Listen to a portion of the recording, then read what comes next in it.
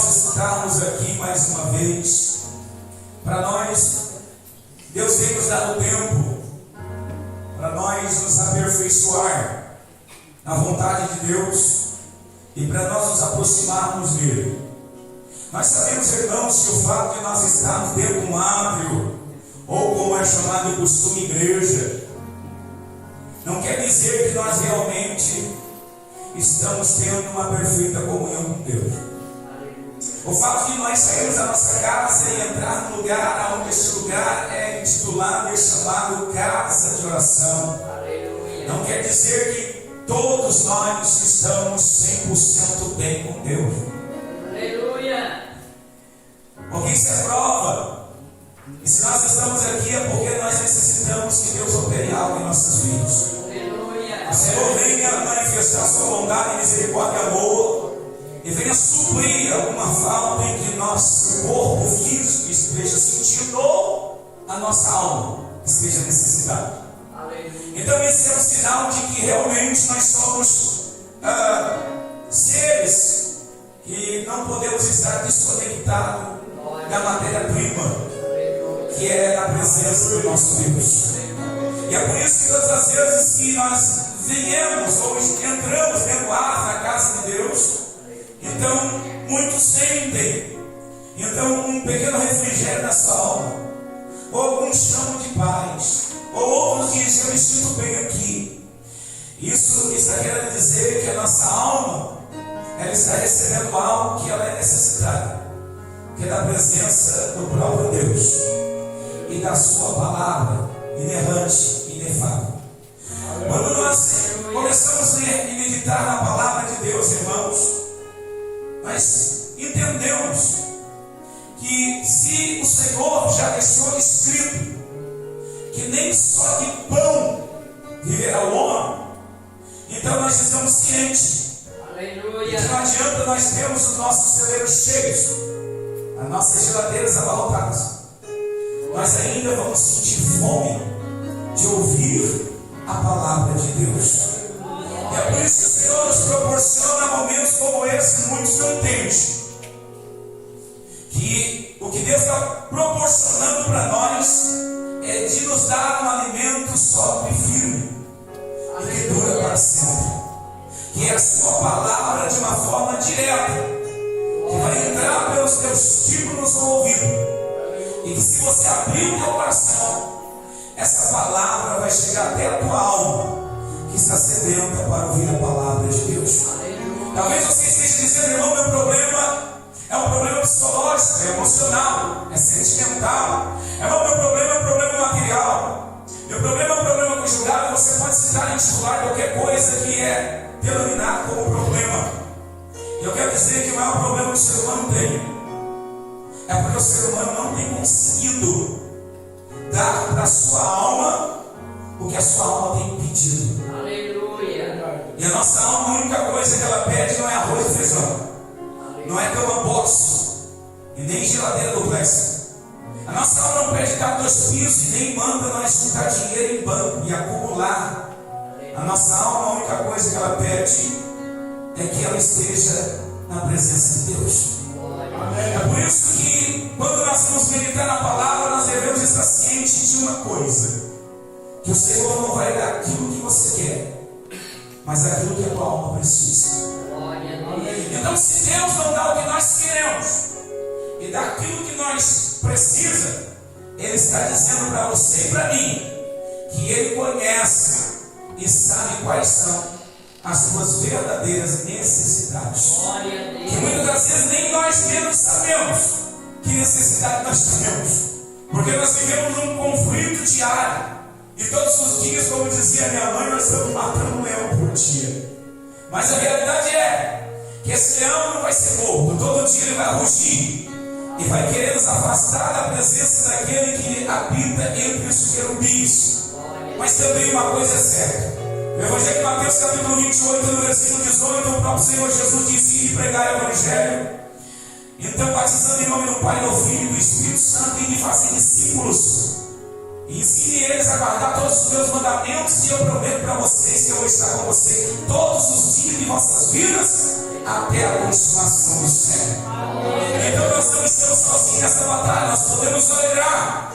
Porque se você não vencer lutando hoje o dia inteiro, ei, o choro pode durar uma noite, mas a alegria vem pela manhã vencer. Se alguém crê, levanta a tua mão e a glória.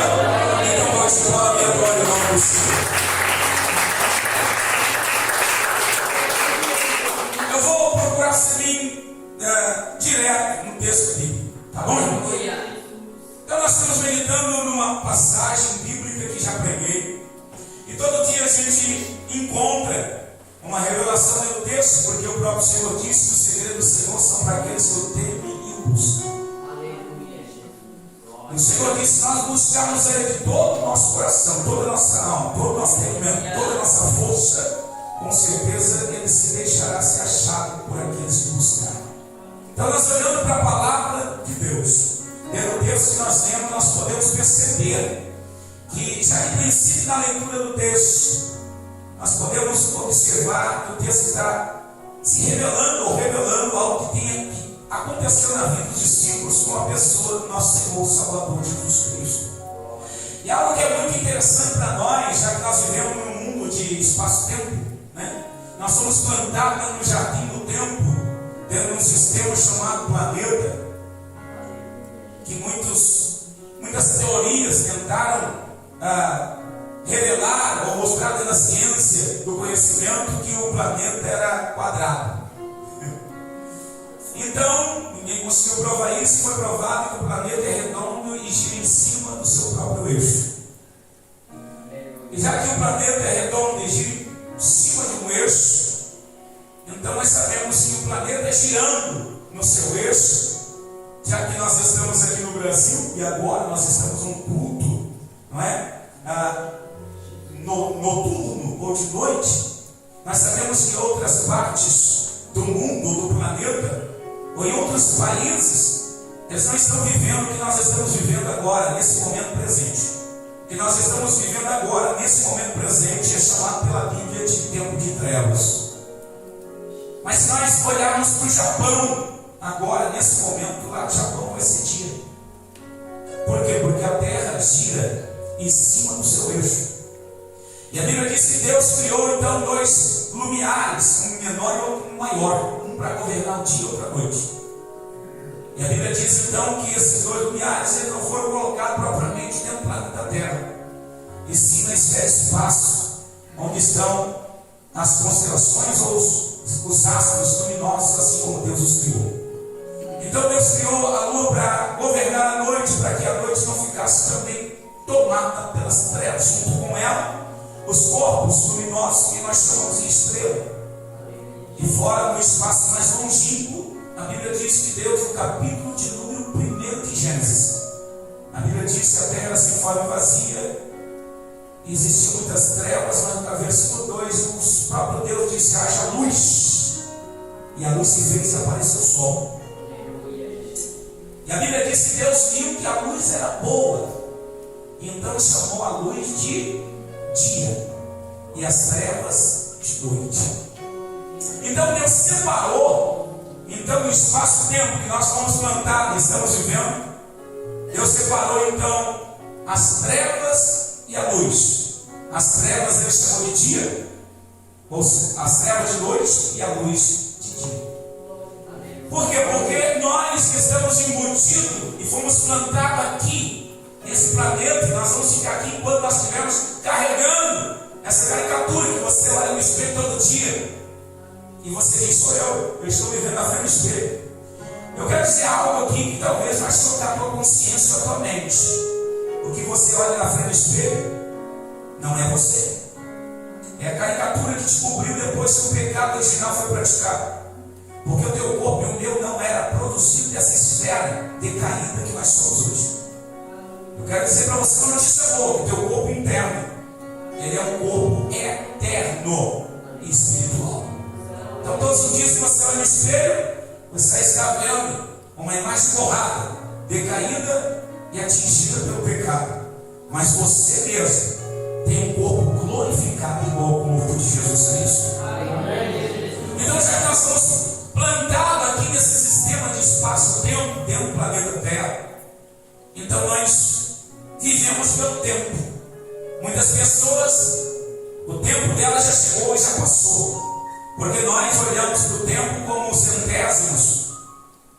Nós olhamos para o tempo como milésimos, segundo, minutos, horas, dias, semanas, quinzenas, meses. Nós chamamos o tempo de anos, décadas, centenário e milênio. É assim que nós conhecemos o tempo. Mas Deus, Ele não habita no tempo como nós habitamos. A Bíblia diz que Deus habita na eternidade, porque no Senhor Ele está de eternidade a eternidade. E Deus, então, para se revelar e se manifestar, Ele sai da eternidade e vem habitar no espaço-tempo, para que Ele pudesse, então, estar em comunhão conosco, com o ser humano.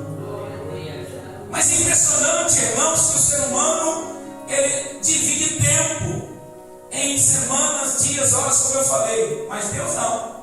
Deus divide o tempo em duas esferas: luz e trevas, dia e noite. É assim que Deus difere o tempo.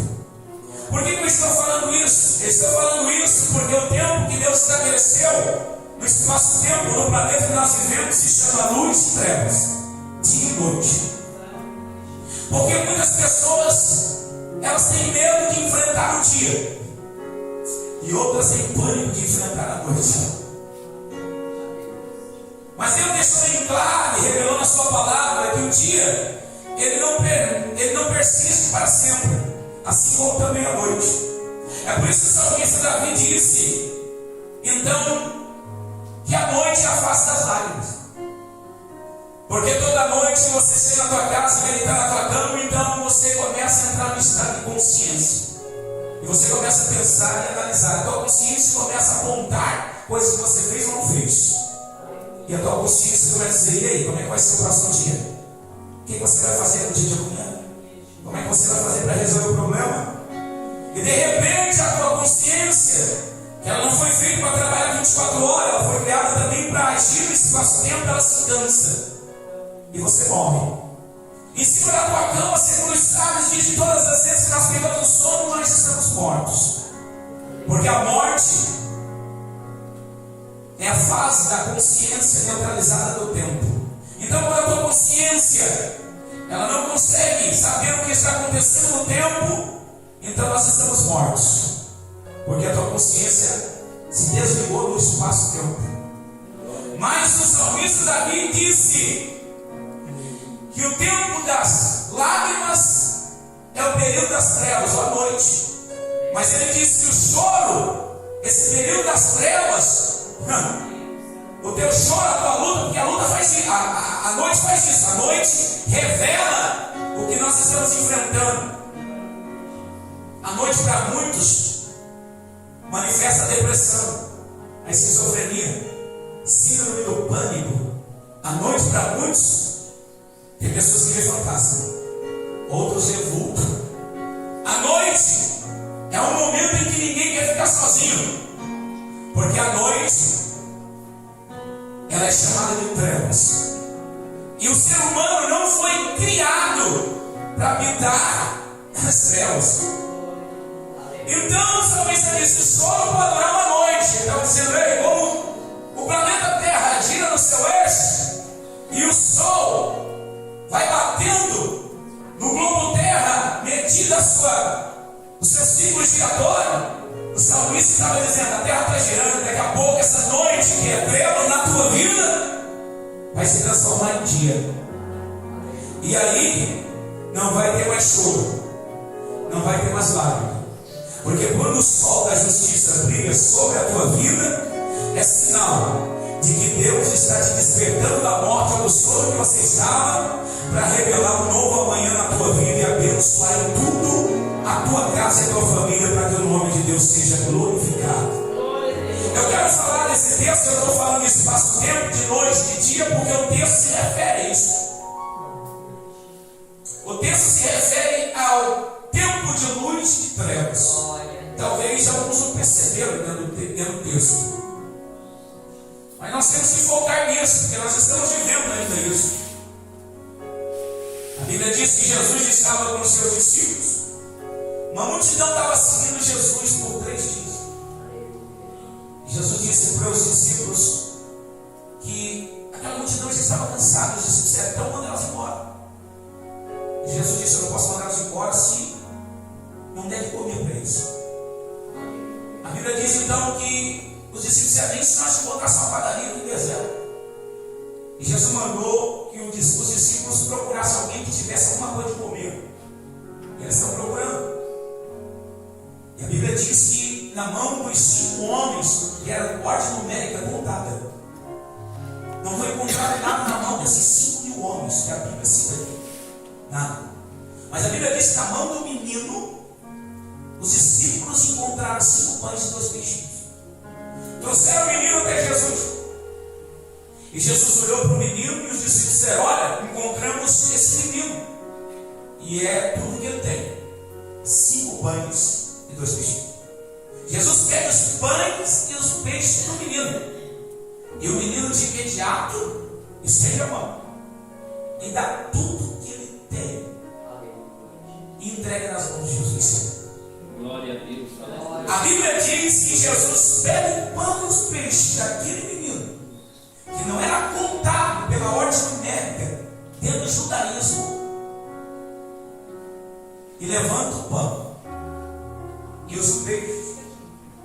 E a Bíblia diz que Jesus não pediu para Deus multiplicar pão, como muitos de nós faz todo dia. Mas o que Jesus fez foi uma oração rabínica que está embutida no livro Canão, ou pelo menos no Pentateuco, os 5 livros de Moisés. Essa oração é uma oração de graça. Então Jesus levanta o pão e os peixes e diz: graças eu te dou, Pai, Criador do céu e da terra.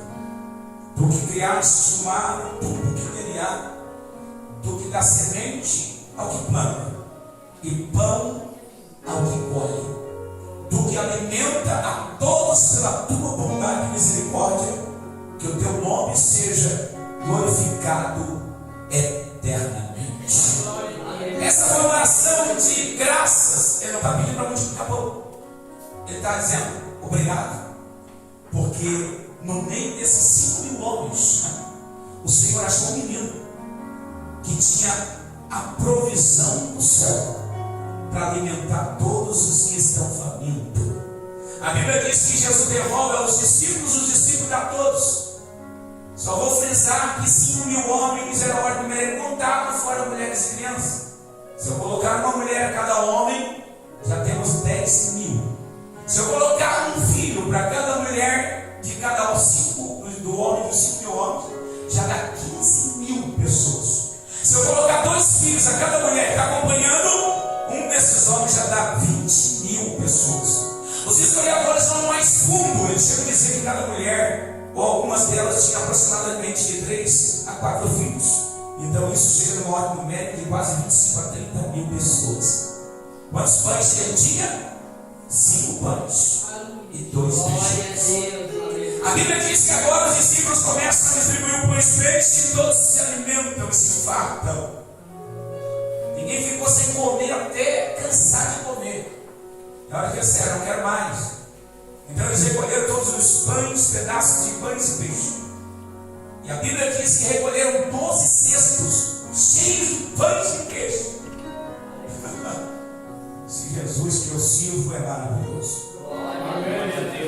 E a Bíblia diz que os cestos foram colocados dentro de Jesus.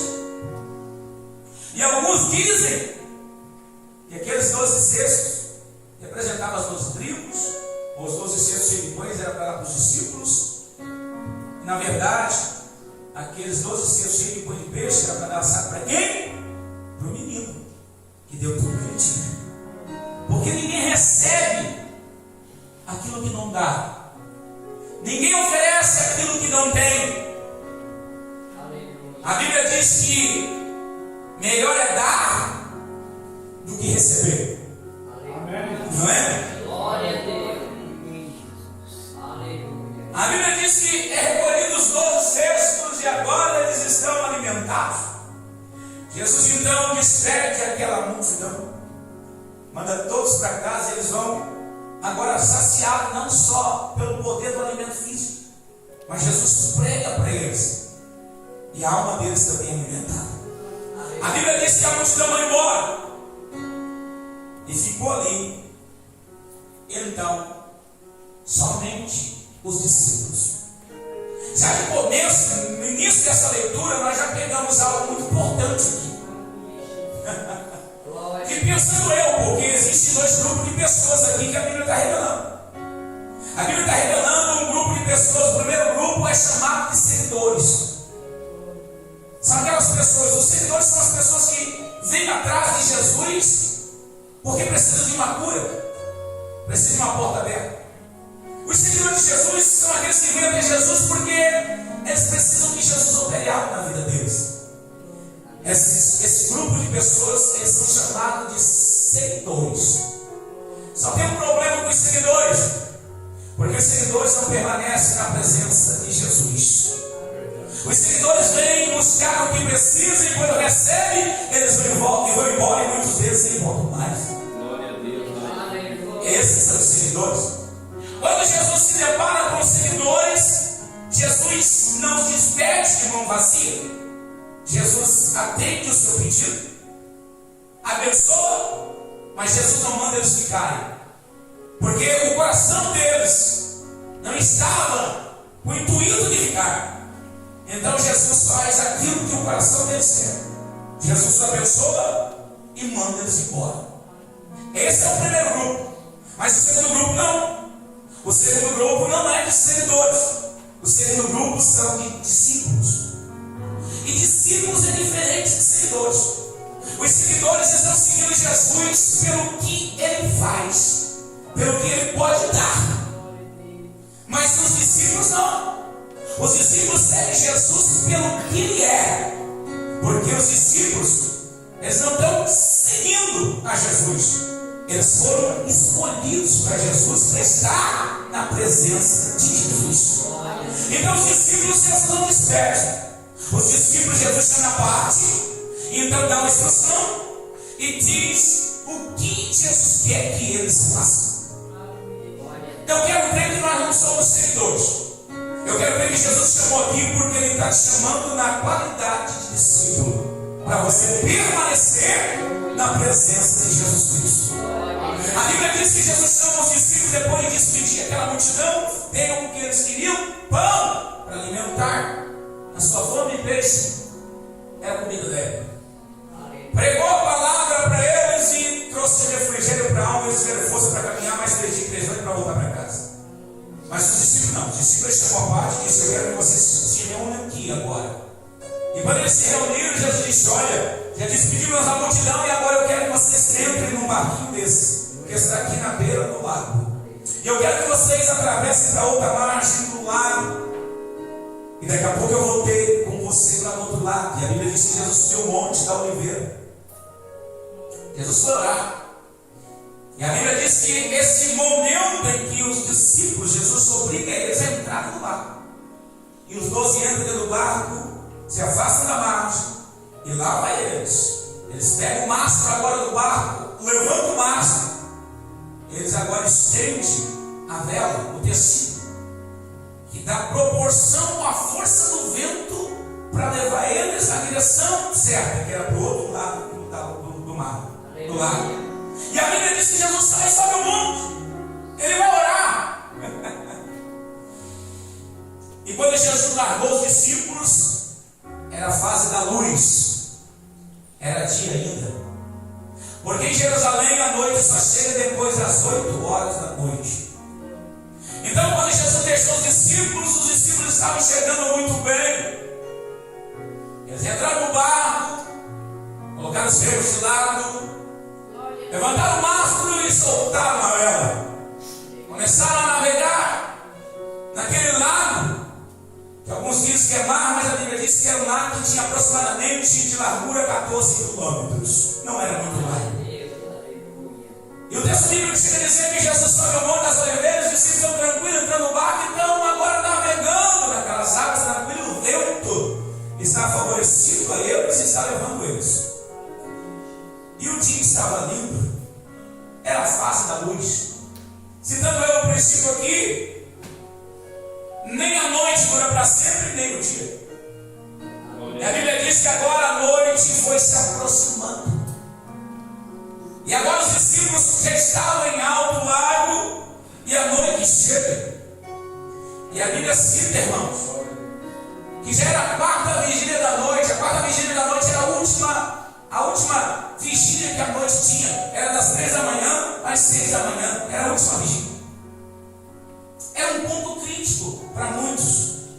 E Jesus, onde ele estava? Estava orando. Os discípulos estão indo na direção certa. E quando a noite chega, então agora os discípulos começam a perceber que o vento está mudando. O vento está mudando. Mas é impressionante que quem mandou eles entrar no barco foi Jesus. Aleluia. E por que Jesus não foi com eles? Numa outra passagem bíblica, a Bíblia diz que Jesus entrou com ele no barco, adormeceu, bateu o vento sobre as águas, e eles foram lá e despertaram Jesus. Agora Jesus não estava dentro do barco. Aleluia. Glória a Deus. Por que será que Jesus mandou eles irem sozinhos? Já que Jesus gostava muito de subir o monte da oração, seja o Getsemane ou o Monte das Oliveiras, ele sempre escolhia. Nós sabemos disso. A Bíblia revela que Jesus então separava de dentre os 12 3 discípulos, chamados de Pedro, Tiago e João, para o acompanhar na oração. Glória a Deus. Mas agora não, Jesus colocou todos dentro do mesmo barco. E Jesus despediu eles, era 6 horas. Então, essa também era a última fase do dia, às 6 horas. Depois das 6 horas, o dia estava dizendo: ó, acabou meu trabalho aqui. Por quê? Porque o salmista também diz que uma noite revela uma outra noite, e um dia revela um outro dia. O dia está se passando e Jesus está dizendo: isso mesmo, eu vou colocar vocês no último período do dia. Aleluia. Porque eu nunca vi, irmão, Jesus colocar seguidores à prova. Quem segue Jesus não são provados. Quem vem buscar Jesus só por milagre, Deus não coloca eles em provação. Mas aqueles que foram chamados para permanecer com Jesus e aprender de Jesus, vai chegar um momento na tua vida e na minha, que nós vamos ser provados pelo próprio Jesus Cristo. Porque Jesus quer ver a nossa capacidade, aonde está a nossa verdadeira coinonia, ou a comunhão que nós temos com o Espírito Santo. Eu sei que tem grandes pessoas que frequentam igrejas, grandiosos templos, chegam a milhares de pessoas dentro de templos por aí. Mas se eu pudesse olhar para a Bíblia e para esse povo, eu diria que nem todos eles estão preparados para sair da fase da luz e entrar na fase das trevas. Tem pessoas que não querem que a noite chegue. Elas gostariam que elas tivessem o poder de fazer igual Josué, de orar e fazer o sol ficar derretido sobre a sua casa. A noite não é boa para ninguém. O próprio Jesus disse que nós devemos trabalhar e manter dia, porque quando a noite chega, nós não enxergamos mais nada. Aleluia. Essa é a fase das trevas. Então Jesus deixou eles passar esse período das trevas, porque Jesus realmente queria revelar algo para eles, algo muito importante. E eu tenho dentro de mim, irmãos, que Jesus tem querido fazer isso conosco, que nós não temos entendido o que Jesus quer fazer. Porque as maiores vitórias, os maiores milagres que nós recebemos, os maiores encontros que nós temos tido com o nosso Deus, é no momento de trevas, é no momento de luta, de peleja, de batalha, de aflição, de perseguição. Os momentos que mais nós